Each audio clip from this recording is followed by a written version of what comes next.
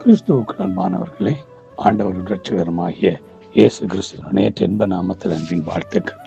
நாம் தொடர்ச்சியாக இந்த வாரத்திலே அன்பு தொடர்பாக நாங்கள் தியானிக்க, அதாவது ஆண்டவராகிய இயேசு கிறிஸ்து நம்ம அன்பாயிருக்கிறார்.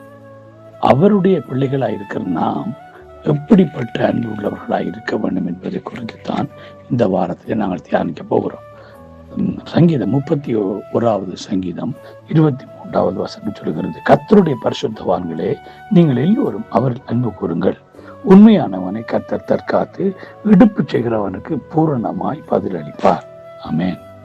பிரியமான தேவர்களே, இந்த அருமையான கால வேளையில நாங்கள் ஒவ்வொருவரும் ஆண்டவர் சொல்லுகிற காரியம், கர்த்தருடைய பரிசுத்தவான்களே, நீங்கள் அவரில் அன்பு கூறுங்கள். நாம் எல்லாருமே ஆண்டவரை நேசிக்க வேண்டியது கட்டாயமா இருக்கின்ற. அவர் எங்கள் மேல் அன்பு வைத்தார். அவர் எங்கள் மேல் வைத்த அன்பின் நிமித்தமாக பரலோகத்தில் இருந்த தெய்வம் எங்களுக்காக மனு உருவெடுத்து இந்த உலகத்துக்கு வந்தார். எங்களோட பாவம், எங்களோட சாபம், எங்களோட அக்கிரமங்களை அவர் சுமர்ந்து கொண்டு எங்களுக்காகவே தன்னுடைய ஜீவனை கொடுப்பதற்காகவே அவருடைய ஜீவனை கொடுத்து அவருடைய அன்பை விளங்க பண்ணின அந்த ஆண்டவர் எங்களிடத்தில் எதிர்பார்க்கிறது, கேட்கிற ஒரு காரியம், அவருடைய பரிசுத்தவான்கள் ஆக்கப்பட்ட நாம் அவரில் அன்பு கூற வேண்டும். அவரை மாத்திரம் அன்பு கூற வேண்டும் என்பதுதான் அவருடைய விருப்பமும் வாஞ்சியமாக இருக்கிறது. நாங்கள் பார்க்கக்கூடியதாக இருக்கிறது.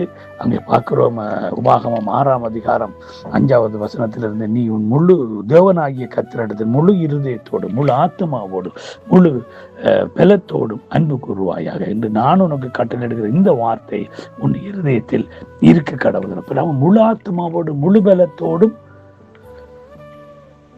முழு இருதயத்தோடு நாங்கள் அவரை அன்பு கூற வேண்டியது அவசியம். அதுதான் ஆண்டவர் நம்மகிட்ட எதிர்பார்க்கிறோம். நம்ம அவரை மாத்திரம், அவருக்காக மாத்திரம் நாம் உருவாக்கப்பட்டு இருக்கிறபடினாலே நாம் எப்பொழுதும் முழு இருதயத்தோட முழு ஆத்மாவோட முழு பலத்தோட நம்முடைய தேவனாகிய கர்த்தராய் இருக்கிற இயேசு கிறிஸ்துவை அன்பு கூற அழைக்கப்படுகிறோம். அவன் மேல் அன்பாய் இருக்கும்படி அழைக்கப்படுகிறோம்.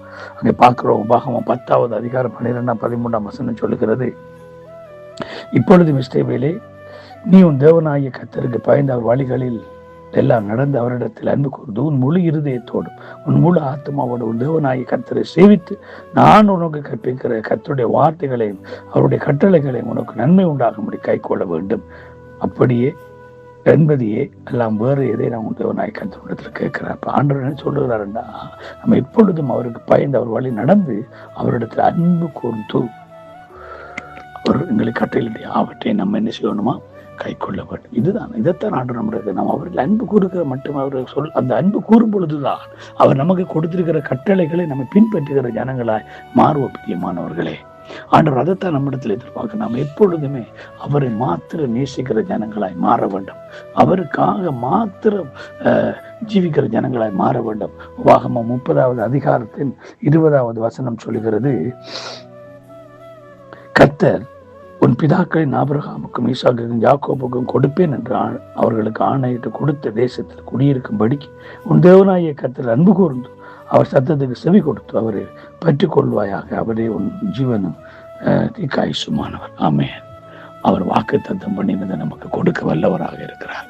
வாக்குத்தத்தம் பண்ணினதை நிறைவேற்றுகிற ஆண்டவர் என்ன எதிர்பார்க்கிறார்? அவர் எங்களுடைய தீர்க்காயுசானவர், அவர் எங்களுடைய ஜீவனானவர். நாங்கள் அவரில் அன்பு கூற வேண்டும். ஆகவே பிரியமான தேவனுடைய பிள்ளைகளே, நாம் கிறிஸ்து இயேசுவில் அன்பு உள்ளவர்கள். அவர் எங்களை எவ்விதமாய் நேசித்தாரோ அதை பார்க்கிலும் அதிகமாய் அவரை நேசிக்கிற ஒரு அன்பு ஒரு ஜனங்களாய் இருக்க கர்த்தர் தாமே கிருபை செய்வாராக. God bless you all.